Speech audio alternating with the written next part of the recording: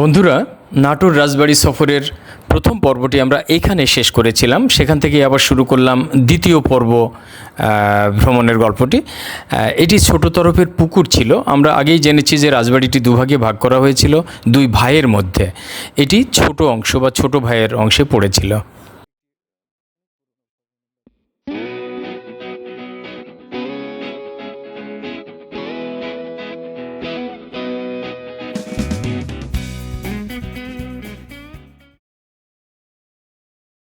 দেখতে পাচ্ছি যে ভবনটির অ্যাকচুয়ালি কার্যকারিতা জানা নেই। নাটোর রাজবাড়ি ও রাজপরিবারের ইতিহাস খুব সুন্দরভাবে তুলে ধরা হয়েছে এখানে।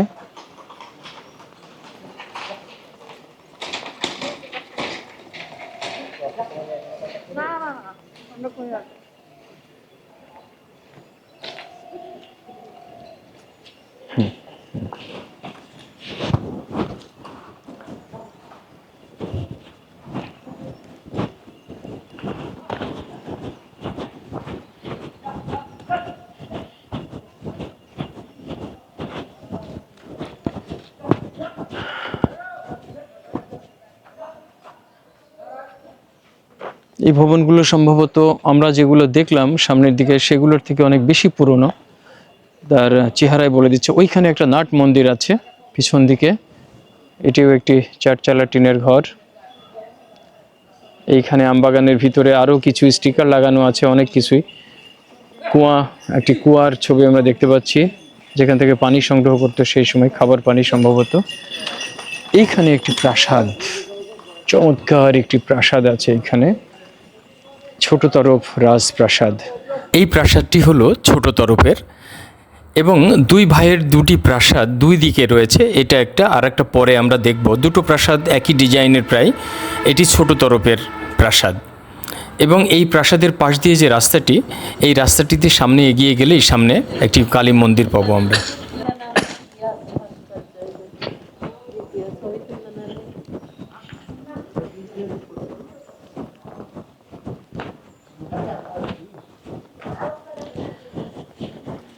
এখানে একটি মন্দির আছে। রাজবাড়ির লোকজন এই মন্দিরটি ব্যবহার করতেন তাদের নিত্যদিনের ধর্মীয় কার্যক্রমের জন্য। চমৎকার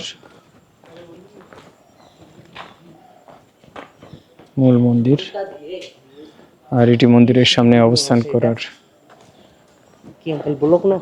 ওই রকমই কিছু একটা। হ্যাঁ, হ্যাঁ মন্দির।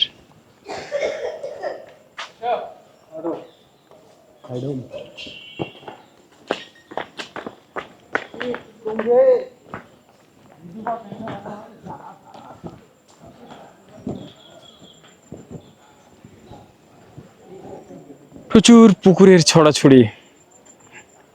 রাজশাহীতেও একসময় এরকম অসংখ্য পুকুর ছিল, কিন্তু কালক্রমে শহরের বিস্তৃতি বাড়তে বাড়তে সমস্ত পুকুর ভরাট করে এখন ইটকাট পাথরের জঙ্গলে পরিণত হয়ে গেছে।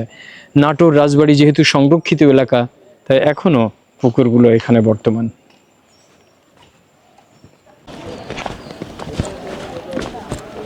প্রাথমিকভাবে যেটুকু দেখা যায় সেটুকু দেখে আপাতত ফিরে যাচ্ছি। বাম পাশে অর্থাৎ ওই পাশটায়, পূর্ব দিকটায় আরও অনেক কিছু রয়েছে, কিছু ভবনও রয়েছে, সেগুলো একটু দেখবো আশা করছি।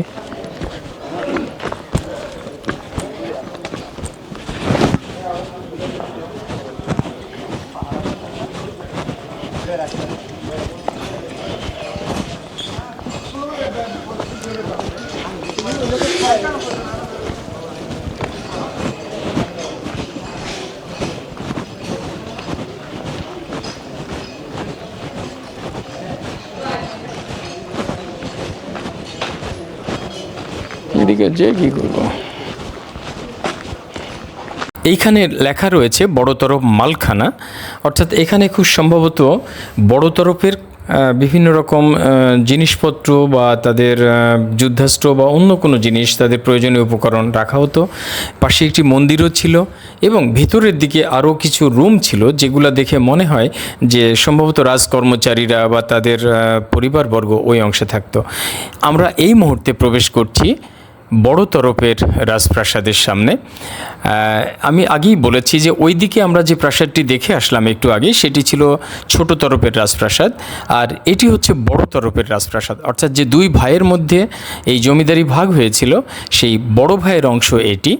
এবং দুটো রাজপ্রাসাদের চেহারা রং প্রায় একই রকম। দুটো রাজপ্রাসাদ এখনও অনেক সুন্দর রয়েছে অন্যান্য ভাঙাচোরা ভবনের তুলনায়।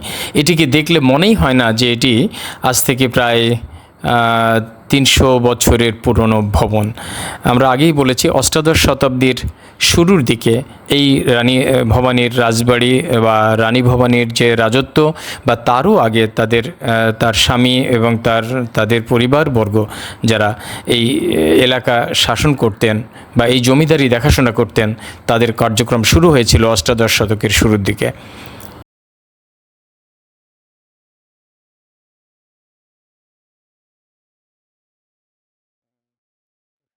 আমরা এই পুরনো কিছু ভাঙাচোরা ভবনের দিকে আস্তে আস্তে এগিয়ে গেলাম। এখানে লেখা আছে রানী মহল। ঠিক জানি না কি কারণে এটি লেখা, হয়তো রানী এখানে বসবাস করতেন আপন মনে, নিজের মতো এক কোণে, অন্যভাবে। অনেক কিছুই এখানে রয়েছে। আর এই পুরনো ভবনগুলো প্রায় ধ্বংসপ্রাপ্ত, এগুলো প্রায় ধ্বংসপ্রাপ্ত আমরা দেখতে পাচ্ছি। ওইদিকেও আরও অনেক কিছু আছে। গোপীনাথ মন্দির চোখে পড়ছে, গোপীনাথ মন্দির। ছোট ছোট ভবনগুলো, জানি না একসময় এগুলোর ঐতিহ্য কেমন ছিল বা কী ধরনের ছিল। আমরা আবার একটু পরীক্ষার পাটটা ঘুরে আসি। এই যে সব ভবনগুলো আসলে একটু অন্যরকম। অনেক ভবন ছিল, এদিকে বোঝাই যায় ভেঙে চুরে গেছে সব।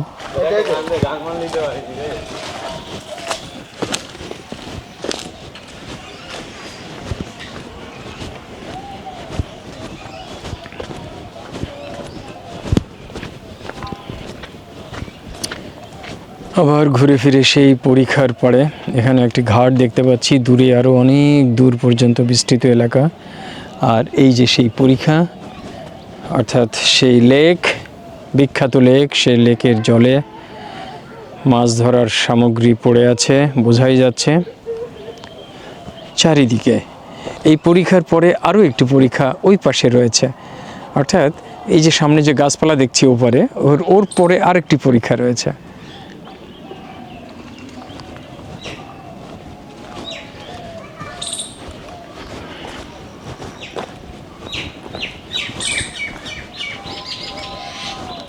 আমরা রানীমহলের পাশের পুকুর বা পরিখা যাই বলি, এগুলো দেখে আবার ফিরে আসছিলাম ঠিক যেখান থেকে শুরু করেছিলাম সেখানে আসার জন্য। কিন্তু আস্তে আস্তে সামনেই পেয়ে গেলাম একটি ক্যাফে, যে ক্যাফেটি আপনাদের একটু দেখাবো।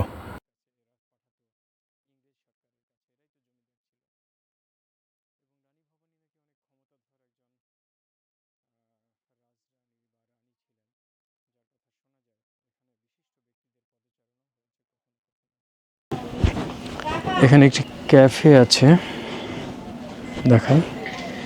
এই যে রানী ভবানী ক্যাফের কথা বলছিলাম, এটি সেই ক্যাফে। কিছু স্ন্যাক্স পাওয়া যায় এখানে। এই বড় তরফের রাজপ্রাসাদের পিছন পাট এটি।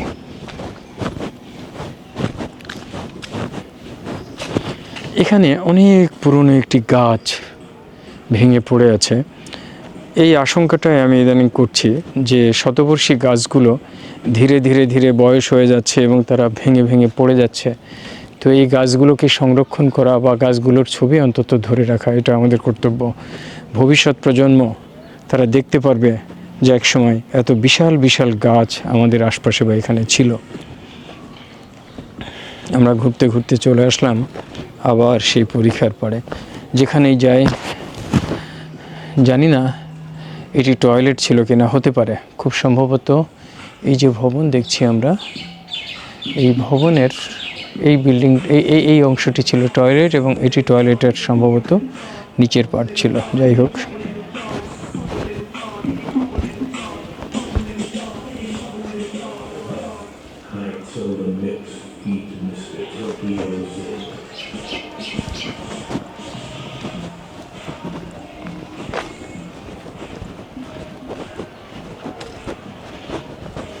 এখানে অনেকগুলো বসার জায়গা করে রাখা আছে। ইচ্ছে করলে বেশ খানিকটা সময় এই গাছের ছায়ায় বসে লেকের পাড়ের দৃশ্য দেখে কাটিয়ে দেওয়া যেতে পারে।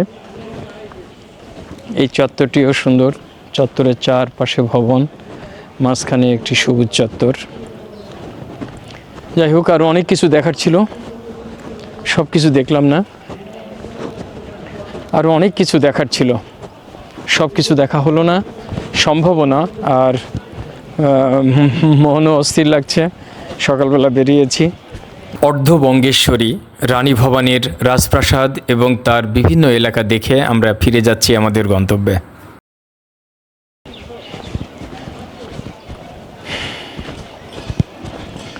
শেষ করছি আমার নাটোর রাজবাড়ি পরিদর্শনের পালা। আর কিছুক্ষণের মধ্যে আমি বেরিয়ে যাব। বাট যাওয়ার পথেও এই পরীক্ষা এবং সামনে যে আরও 2টি স্তরের পরীক্ষা আছে সেটার ছবি নেব এবং আপনাদের দেখাবো ইনশাল্লাহ।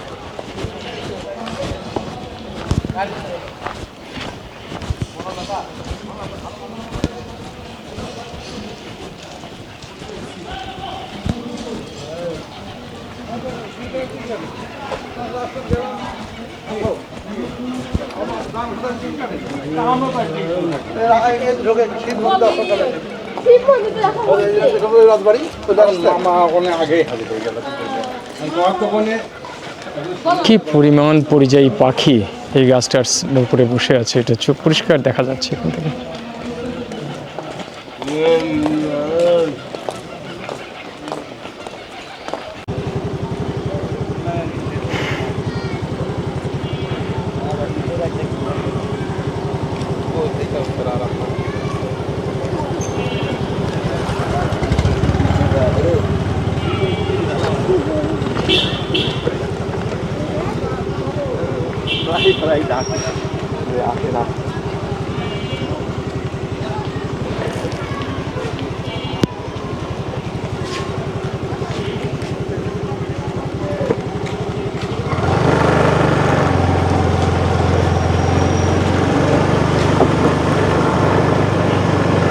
এখানে আমরা একটা পরীক্ষা দেখলাম, আর দ্বিতীয় পরীক্ষাটি এই যে এখানে, অর্থাৎ রাজবাড়িতে ঢুকতে হলে এই গেটের বাইরেই আছে 2টি পরীক্ষা বড় বড়, এবং গেটের ভিতরে তো আরও একটি পরীক্ষা। এই যে আমরা তৃতীয় পরীক্ষাটির সামনে চলে এসেছি।